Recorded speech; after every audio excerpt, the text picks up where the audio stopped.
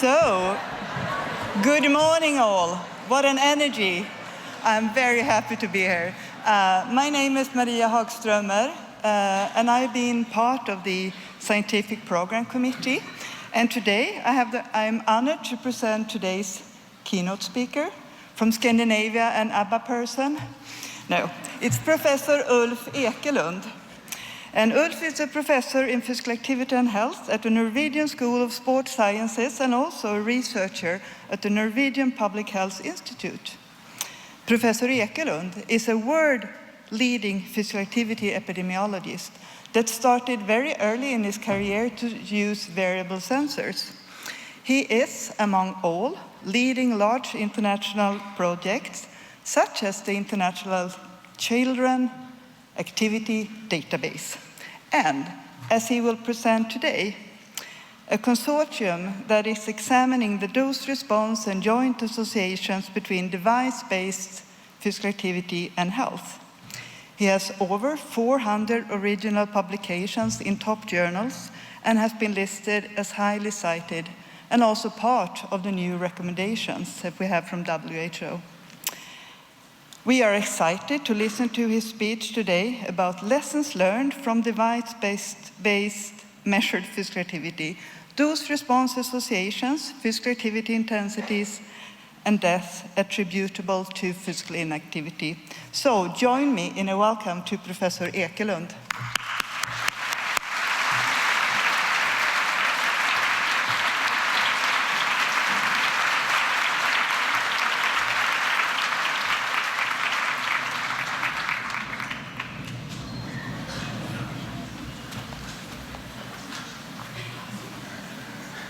Thanks, Maria, for that kind introduction. Thanks, Ingmar, for the warm-up. I was sweaty already before that one. I have to apologize for my sore throat. I woke up this morning with a pretty sore throat, but I think I'm going to manage to give this speech.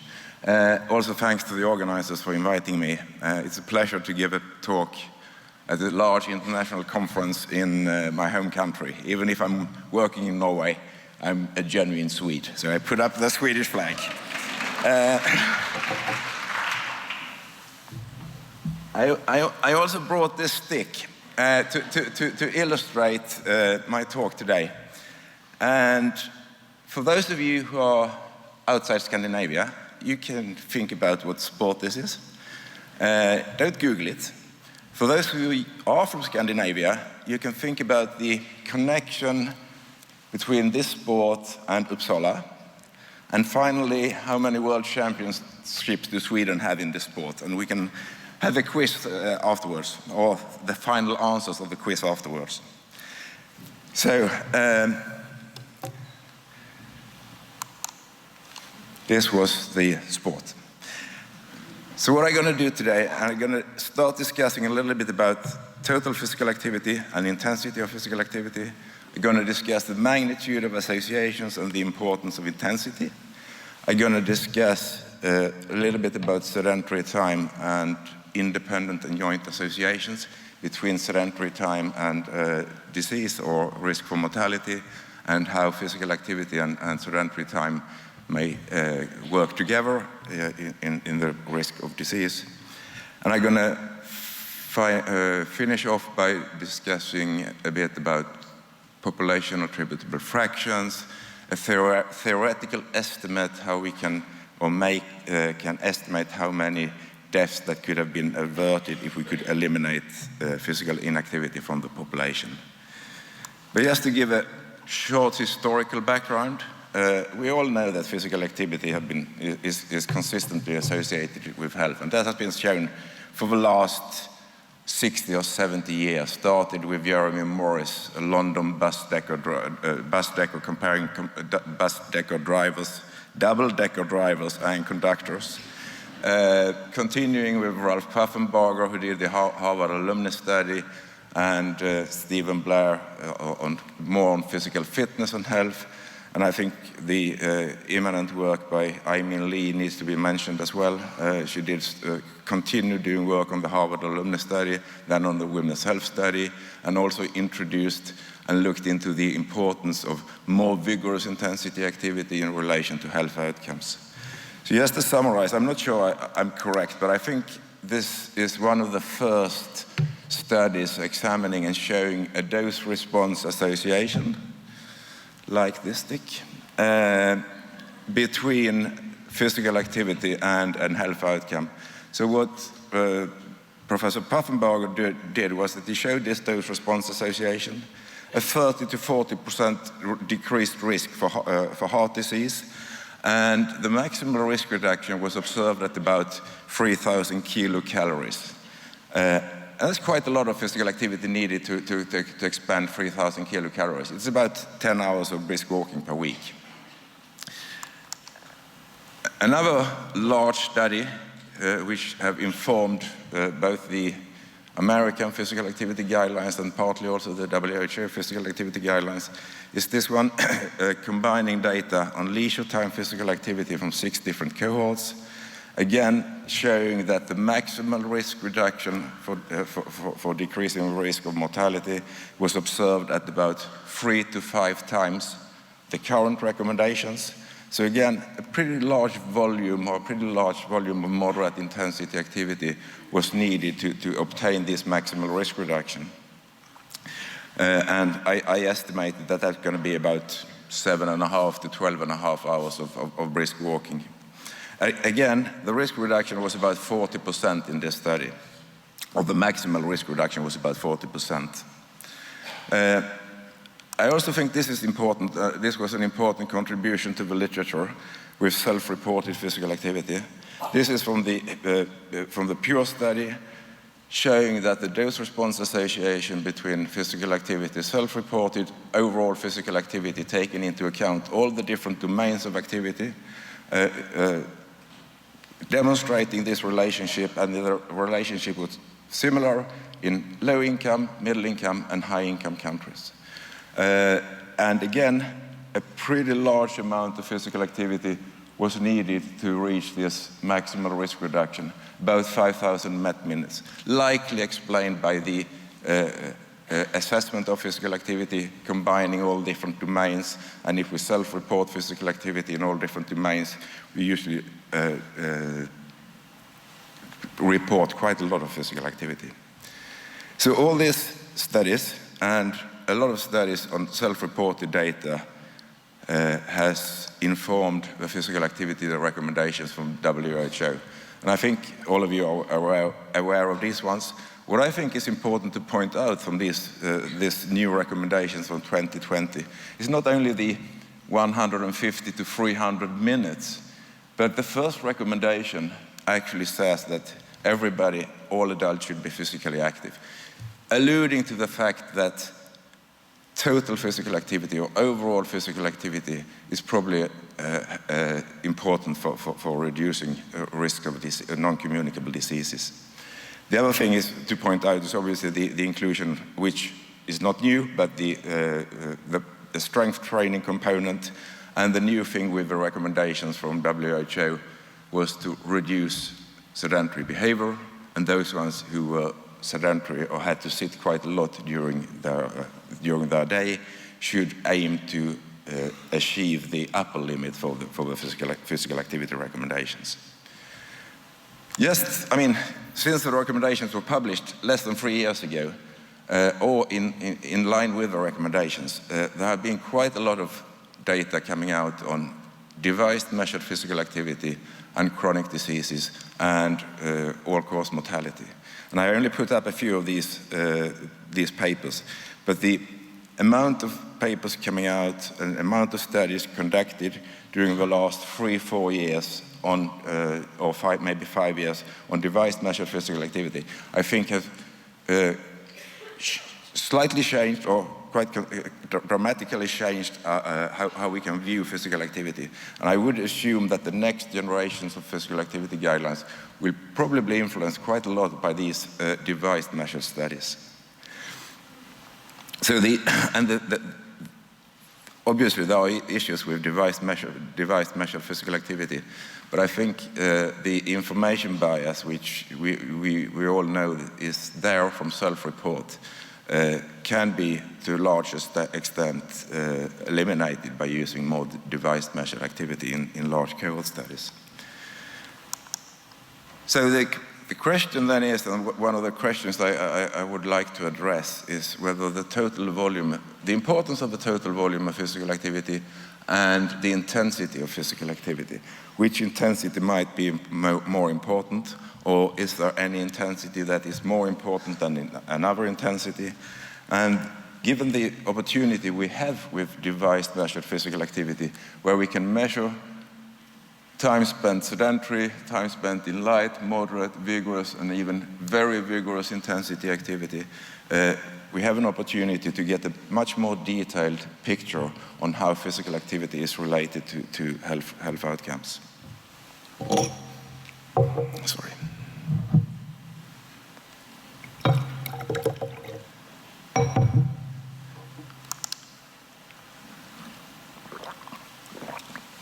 So this is one example on total physical activity.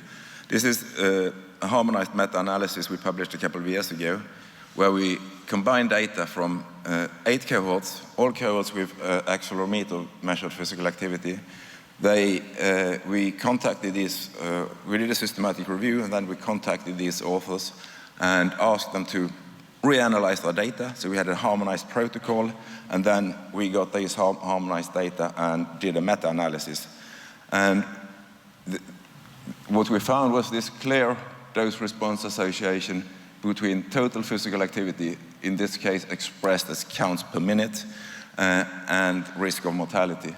And you can see the maximal risk reduction was obtained at about 300 counts per minute, and the risk reduction was about 65%. So it's a considerably greater magnitude of risk reduction compared to self-report. And you may ask, what is 300 counts per minute? Well, we included the enhanced data from the US, which is a population-based American database, and the average total physical activity in the American men from the enhanced data was roughly about 300 counts per minute. The average total activity in the Scandinavian samples from Norway and Sweden in this data was about 340, 350 counts per minute. So this amount of total physical activity to achieve this maximal risk reduction isn't that much. It's fairly or likely achievable by a substantial part of the population, I would say. Another recent study looking at the totality of physical activity is this meta-analysis on daily steps, including some of the same studies, or all the same studies as in the previous cohort, as in the previous slide. But this is also including some studies with unpublished data, 15 different cohorts, looking at steps per day and risk for mortality. And you can see there is a slight difference in the dose-response association for those ones below and above 60 years of age. So those ones below 60 years of age seems to be around 9,000 steps as an optimal level, and for those ones older than 60 years of age, something between 7,000 and 8,000 steps per day as an optimal level.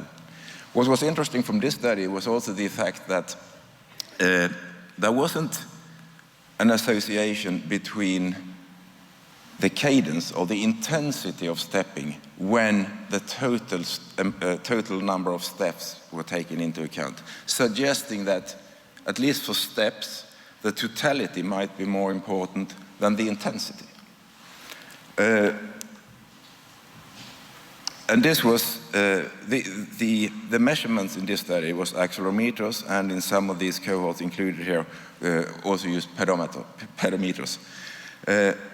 Another study is the Borja study, just published last year, on steps per day in the UK Biobank, also showing exactly the same dose-response association. We can see a dramatic risk reduction just by going from, in this case, from the reference level and doing a little bit of more steps. But they found a maximal risk reduction at about 10,000 steps per day. And this was both for all-cause mortality and for incident CVD, maybe a little bit lower for incident CVD. They also suggested that there might be an effect or an association with the intensity of stepping. So a little bit different studies, or a little bit different results. I mean, in general, they agree 8, 9, 10,000 steps per day is associated with a maximal risk reduction. The dose response curve is there, it's very clear. There might be, or the difference might be, at least in my speculations, might be that the UK Biobank are using wrist accelerometry, and the other studies were using waist-worn accelerometry. And waist and wrist accelerometry do differ, that's for sure. And I think I'm going to come back to that and show you some other examples later on. Okay, so that was a little bit about total physical activity. I think it's quite clear. There is a clear dose-response association between total physical activity and the lower risk of mortality. And it's a pretty strong, the magnitude of associations is pretty strong from total physical activity when measured by accelerometry. So what about light intensity physical activity? Well, I'm going back to this accelerometer consortium, including these 8 cohorts, where we also looked at light intensity physical activity, and we observed or estimated that about 300 minutes of light intensity activity was needed to achieve this maximal risk reduction of about 50%. So if we're going to stick to light intensity, we need to do quite a lot of physical activity. I mean, 300 minutes, 6 hours per day of light intensity to achieve the maximal risk reduction. On the other hand, I think it's important to still point out the fairly steep decline in risk early on the dose response curve. Sorry, I probably lost it. Okay, so light intensity is important, but as I said, we probably need to do quite a lot. What we did also, and I don't have a slide on that, but we also separated light intensity into low light intensity and high light intensity, because you know there are different intensity thresholds, different cut points. So we wanted to look at both high light and low light intensity. And for high light intensity, I think if I remember correctly, the amount of physical activity needed to obtain the maximal risk reduction was about 90 to 100 minutes per day. Okay, so move on to moderate and vigorous intensity activity. This is what we are usually talking about. This is what the recommendations are based on. And this is Aimin Lee's study from the Women's Health Study. As I think, the first one, showing in a large sample, showing associations between moderate and vigorous intensity activity and risk of mortality. A fairly short follow-up period, less than 3 years, and only 200-ish cases, but still a very clear dose-response association between moderate and vigorous intensity physical activity and risk for mortality. And you can see the risk in the 4th quartile is more than 70, or about 70% lower compared to the reference, those ones in the 1st quartile. Aimin also looked at sedentary time in this study and found an increased risk of mortality by increasing quartiles of sedentary time, but that was eliminated or basically gone away when she also adjusted for moderate and vigorous activity. That might be due to the low number of cases in this study.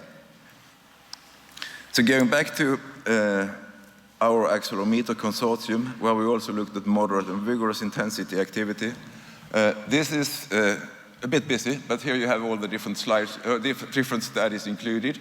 The reference group here is the lowest quartile of moderate and vigorous intensity physical activity. And you can see the risk reduction is 36% going from the 1st to the 2nd quartile, slightly increased risk reduction to the 3rd quartile, and a risk reduction of about 48% comparing the 4th quartile with the 1st quartile. And again, clearly demonstrating that the main difference is between the reference and the 2nd quartile. And if we look at these data or model these data as the dose response, you can see that the maximal risk reduction is obtained at about 23 minutes, and it's about 60%. So again, 23 minutes per day of moderate intensity activity, multiply it by 7, and I think you are pretty close to the recommendations between 150 and 300 minutes of moderate intensity per day. I think this is going to end up in 168 minutes or something like that. So again, it's not a large amount of moderate and vigorous intensity needed to obtain this maximal risk reduction. But if you compare, and in the same sample, 23 minutes or 24 minutes of moderate intensity compared to 300 minutes of light intensity, it's not really a 1-to-2 relationship. You get probably more value for money if you spend your activity in the moderate intensity range.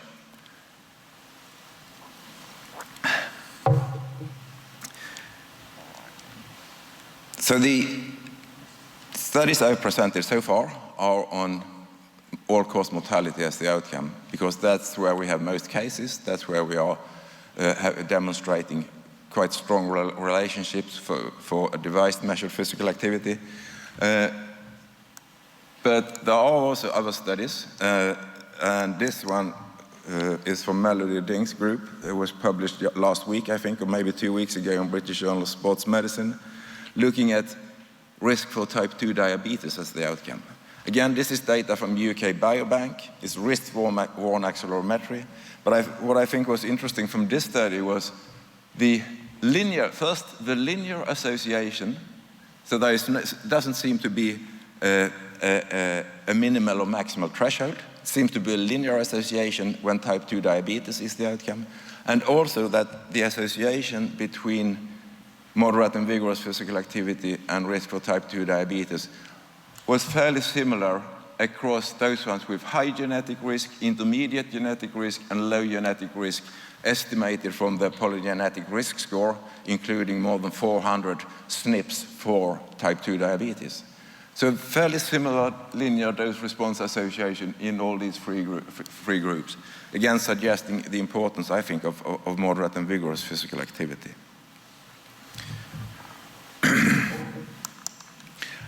And moving on then to the vigorous intensity. And for vigorous intensity, there are some data from the UK Biobank again. When we tried to look at vigorous intensity activity in our consortium with hip-worn accelerometry, we weren't basically able to do any analysis because the amount of vigorous intensity activity from hip-worn accelerometry was about 1 minute or less than 1 minute, and there were quite a lot of cohorts with actually an average of 0 minutes of vigorous intensity activity.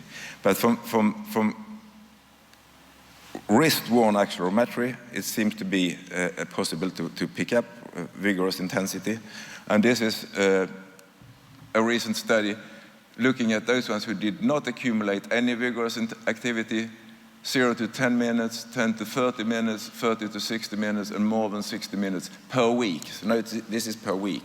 But again, a clear dose-response association with mortality and with incidence cardiovascular disease and cancer.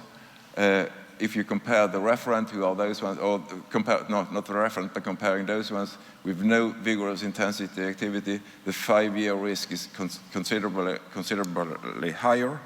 What I think was a bit striking with this paper, or these results, was that there doesn't seem to be much vigorous intensity activity. They estimated that 15 to 20 minutes of vigorous intensity per week was associated with a 16 to 40% risk reduction, or lower mortality.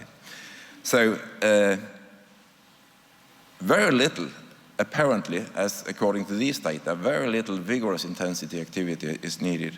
I think these ones need to be replicated in further studies, but it alludes to the fact that vigorous intensity, first, it has an association.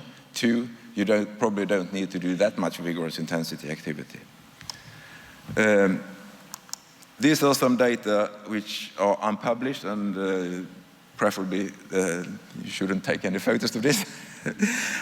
So this is again from UK Biobank. One of my colleagues are doing this analysis.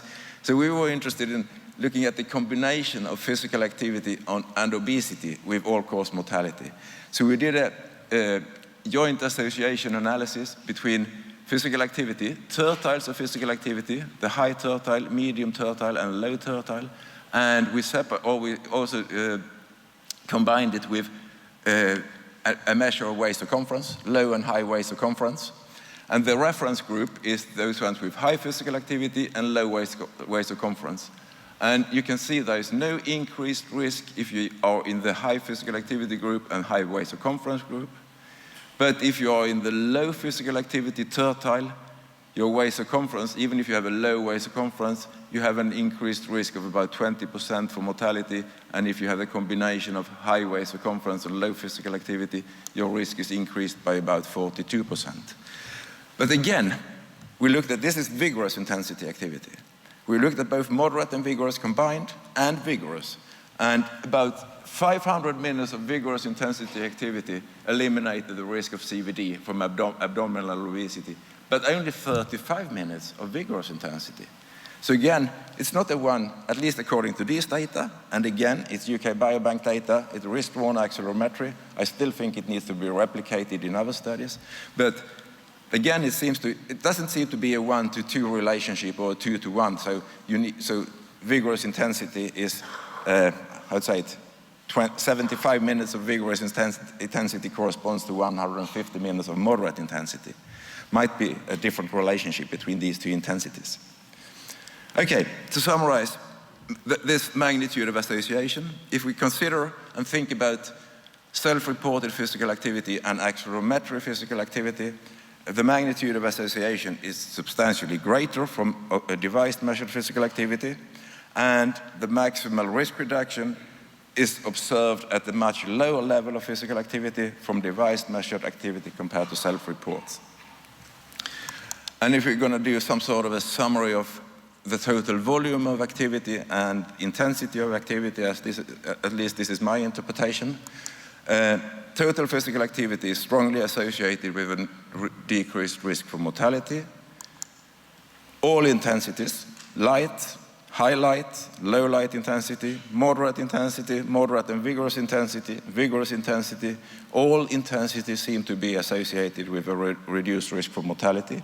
You need to do different amount of this to achieve the maximal risk reduction, but all intensities seem to be associated.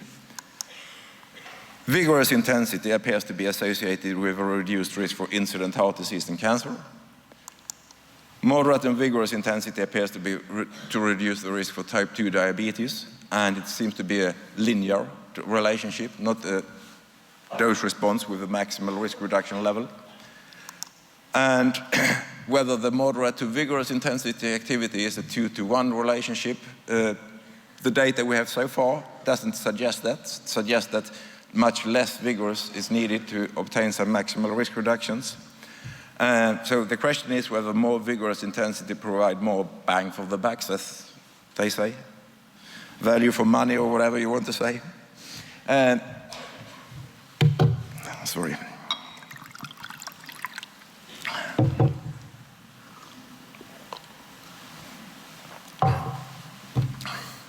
Okay, so a few words about sitting and whether sitting is harmful. You're sitting down, but you did a little bit of exercise, and could that eliminate or mitigate the detrimental effect of sitting? I pulled up this paper, which is now fairly old, 2016, and Science Advances. But this was the paper for the Lancet series in 2016, where we looked at the joint associations between sitting time and physical activity. Self-reported data, harmonized meta-analysis, more than 1 million individuals. And basically what we found in those ones who reported for those ones in the lowest level of physical activity, reporting about 5 minutes of moderate intensity per week, really low levels of activity. There was a clear dose-response association between sitting time and risk of mortality. Whereas in those ones who were in the top quartile of physical activity, corresponding to about 60 to 70 minutes of moderate activity per day, there was no association between sitting time and mortality. So the question is, how does this relate to device measured data, these self-reported data? Just first to show, when we measure sedentary time with accelerometry, and again I'm back to this consortium, we can see again a clear dose-response association, but I think it goes in this direction. Well, you can see. Again, if you increase your sedentary time, you definitely increase your risk, in this case for all-cause mortality. Seems to be some sort of a threshold of 9 hours of device-measured sedentary time, where you can see an almost linear increase above this level. The dose response is non-linear, but above this level it seems to be linear. So there is, with device-measured physical activity, there is clearly an association between sedentary time, or with device-measured sedentary time, there is an association with higher risk of mortality. And this was when we adjusted for quite a lot of different confounders, including moderate and vigorous physical activity. But the thing is that, as I see it, you can combine sedentary time or sitting time and physical activity differently. And you can combine it, some people might combine high amounts of sitting time with some very short or periods of intense physical activity. Other people have low levels of sitting time, but don't have much moderate and vigorous intensity activity on the other hand. So we wanted to look at this by device-measured physical activity again. So this is joint associations between device-measured sedentary time and moderate and vigorous physical activity. One more cohort was included in this analysis, so because we extended our collaboration. And what we found when we looked at these joint associations, I'm going to first say that we have tertiles of moderate and vigorous physical activity, so that high tertile, medium tertile, and low tertile. The high tertile average time was 34 minutes. In the middle tertile, it was 11 minutes, and in the low tertile, so this is 33% of those 46,000 individuals. The mean was 2 minutes of moderate and vigorous intensity. So people are, at least not in our consortium, not that active. But if we looked at the highest tertile, there was somewhat of an increased risk with increased sedentary time, but it wasn't statistically, I mean, the confidence intervals overlapped 1. And I think this one is quite interesting, because if you combine low sedentary time with about 11 minutes of moderate and vigorous intensity, there is absolutely no difference from the reference. But it's quite clear that the risk is increased, the risk with sedentary time is increased if you have low levels of physical activity. So you can probably combine these two intensities of physical activity differently. And this is another study which we have under review at the moment, where we have included, so the previous study was a harmonized meta-analysis. This is an individual participation analysis, including 4 cohorts, about 11,000 individuals, and we looked at more or less the same question. Is there an interaction between sitting time and moderate and vigorous physical activity? And in this case, the median sitting time was about 10.5 hours. So we did a median split for sitting time and looked at the association between moderate and vigorous physical activity and the risk of mortality. And you can see in those ones who sit for more than 10.5 hours, this is the dose response curve for moderate and vigorous physical activity. So if you go from the referent who did very little moderate and vigorous physical activity, coming up to 30-40 minutes, and then the curve levels off. But it's more than 50% risk reduction. And this is the dose response curve for those ones who sat less than 10.5 hours, which looks like this. So the conclusion here was that moderate and vigorous physical activity associated with lower mortality risk, irrespective of the amount of sedentary time. And we then also stratified by meeting the physical activity guidelines. So this is sedentary time, and this is the hazard ratio.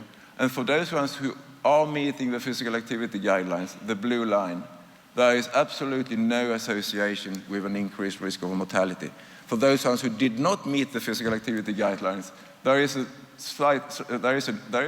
an increased risk. So meeting the physical activity guidelines seem to, in this case, in this study, suggest that mitigate the association between sedentary time and risk for mortality. Okay, so move on. Final part. How many deaths can be averted from if physical inactivity is eliminated from a population? And this was the main question in the first Lancet series from 2012, where when Min Lee and co-workers looked at the effect of physical inactivity on all-cause mortality and major non-communicable diseases. So she estimated the population attributable fraction, which is a measure of a theoretical measure. So if you remove a risk factor from a population, how many deaths could you theoretically avert? And in this case, if you remove physical inactivity from the population, what is the effect? You could do the same calculations for smoking or obesity or whatever. And what Min found was that for overall, for all-cause mortality, the population attributable fraction was slightly more than 9%, corresponding to more than 5 million deaths per year. If all those ones who were regarded as physical inactive, not meeting the recommended levels of physical activity, if all those individuals were meeting the recommended levels, the physical activity recommendations, take all these individuals who are not meeting the guidelines, about globally, if we trust the self-report data, it's probably about 30% who do not meet the guidelines. So we took all these ones, put them into the active category, and then that corresponds to about 5 million deaths. Self-reported physical activity data, hazard ratios or relative risks are from different sources, from different published studies in these estimates. And this was then, they updated this analysis in a paper from 2 years ago. And in this analysis, there was a slightly lower population attributable fraction, slightly more than about 7%, but still a substantial amount of deaths could be averted if all inactive individuals became physically active. The other thing with this study was, which I think is quite remarkable, is even if the relative risk of the relative population attributable fraction is highest in the high-income countries and lowest in the low-income countries, the absolute burden of disease is in the middle-income countries. Because in the middle-income countries, you have the largest amount of individuals. So the absolute burden of disease is largest in these countries. There was another study published last year looking at the enhanced data, also trying to estimate the population attributable fraction using device-measured physical activity. This is something different because now it's device-measured activity. Now you can look at minutes of physical activity or minutes of moderate intensity activity. And in this study, they used 0 to 90 minutes as a referent, and then they estimated the population attributable fraction for 10, 20, and 30 minutes. You can see here. Looks like a linear association. They used waist accelerometry. The cut point or intensity threshold for moderate and vigorous physical activity is quite low as I see it. But they concluded that increasing moderate and vigorous physical activity by 10, 20, and 30 minutes was associated with about 7, 13, and 17% reduced risk of mortality. So it seems that increasing physical activity of moderate intensity by about 10 minutes or 20 minutes or 30 minutes will reduce the risk quite substantially, or is associated with a substantial proportion of averted deaths. There are some limitations with these population attributable fraction estimations. So the self-report data basically dichotomize the variable meeting or not meeting recommendations. And I think I've quite clearly shown that the association between physical activity and mortality is dose-response curve linear. It's not linear, and it's not dichotomized. So we probably need to take into account the dose-response association in these estimates and the shape of the dose-response curve. As I also alluded to, the relative risks in the self-report data are derived from other sources, from systematic reviews, meta-analysis, and the data are usually, much of the data have different from those relative risk estimates, they have different reference groups. Some have inactive versus active, others have defined the reference group as less than 600 MET minutes per week, which is basically the recommended levels of physical activity. There also might be some limitations with this later study I showed with device measured physical activity, because they have a fixed reference group, and the increase of 10, 20, and 30 minutes may assume a linear association. And I think the threshold might be a little bit low for moderate and vigorous physical activity, at least if you compare to many other studies. So what we have been trying to estimate and work with is something called the potential impact fraction.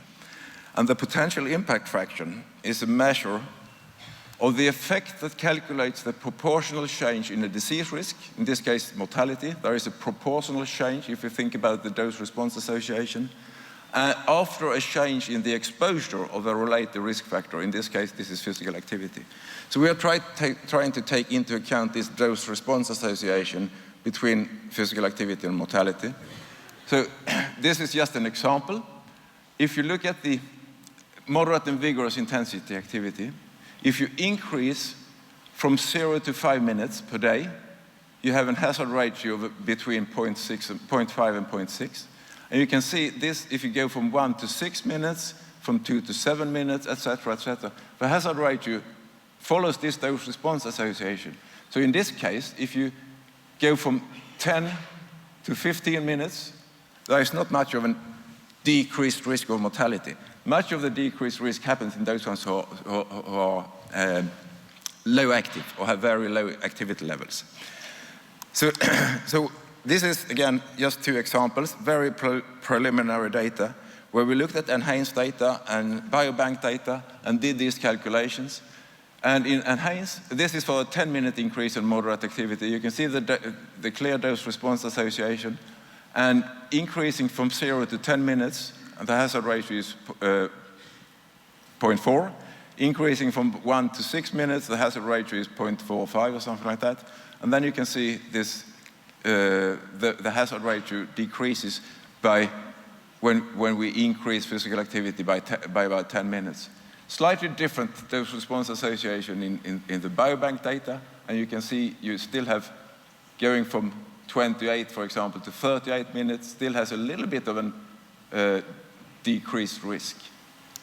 So we can use this data and then estimate the potential impact fraction, which is more or less roughly the same as the population attributable fraction. So just to summarize this, for enhanced, if we summarize this data, the potential impact fraction or population attributable fraction is about close to 20%.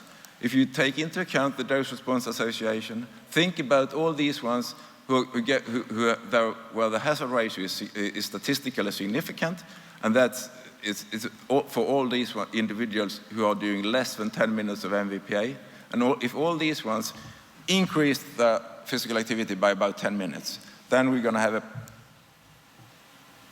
theoretically reduce the number of deaths by 20%. Corresponding data for the UK Biobank is about 7%, suggesting some sort of a difference between these two studies. It could be population-based. It could be due to the different types of measures of physical activity, hip-worn, wrist-worn activity. That's something we need to look into. But this is just a few examples where we try to, rather than estimating the population attributable fraction as a dichotomous variable, we want to take into account the dose-response association, and obviously going from 0 to 5 minutes is probably much more important than going from 15 to 20 minutes, because if you increase your moderate and vigorous physical activity from 15 to 20 minutes, you may not reduce the risk. But if all individuals with 0 minutes will increase their moderate and vigorous physical activity from 0 to 5, then there will be potentially a very important public health implication of that small change in physical activity. So we could think about this, about the Jeffrey Rose approach. Should we, shift the whole population, as Jeffrey Rose suggested, or should we focusing on the high risk? Those ones who do absolutely no physical activity, and just try to make those ones doing a little bit of physical activity. I'm not sure, I don't know, I don't have the answer. Maybe we need to try both approaches. But it's clear that the high-risk individuals have quite a lot to gain from increasing their physical activity by fairly small amounts every day. Okay, just to summarize, I discussed the dose-response associations and the magnitude of associations. Considerably greater magnitude of association when you measure physical activity by device compared to self-report. We discussed the intensity of physical activity. It seems that all intensities are associated with decreased risk for mortality, but it doesn't seem to be some sort of a 1-to-2 relationship between moderate and vigorous intensity.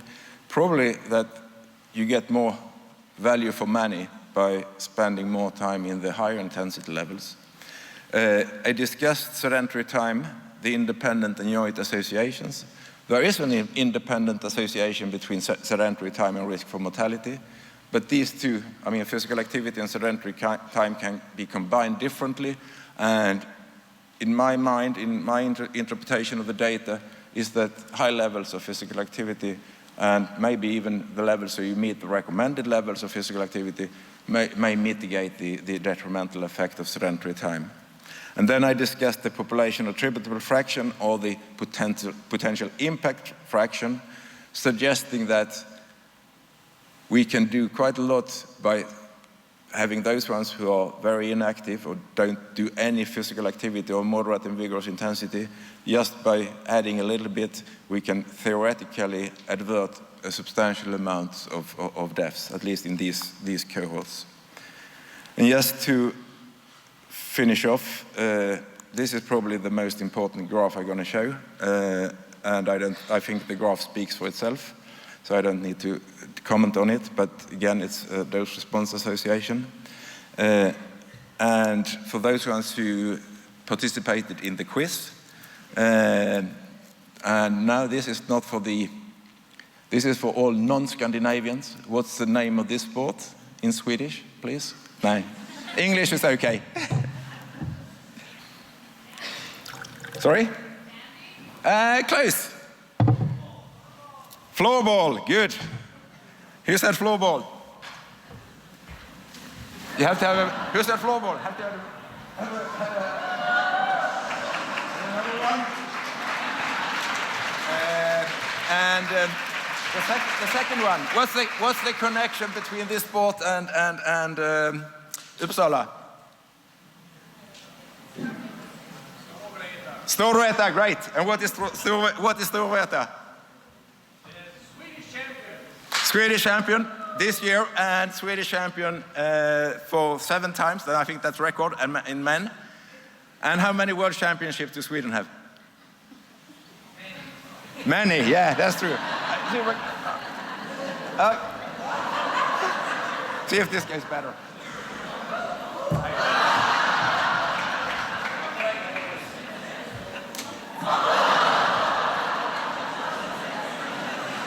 How many world championships? 18 is the correct answer. Okay, thanks. Just gonna want to acknowledge all my colleagues who have participated and made this available. Thank you very much.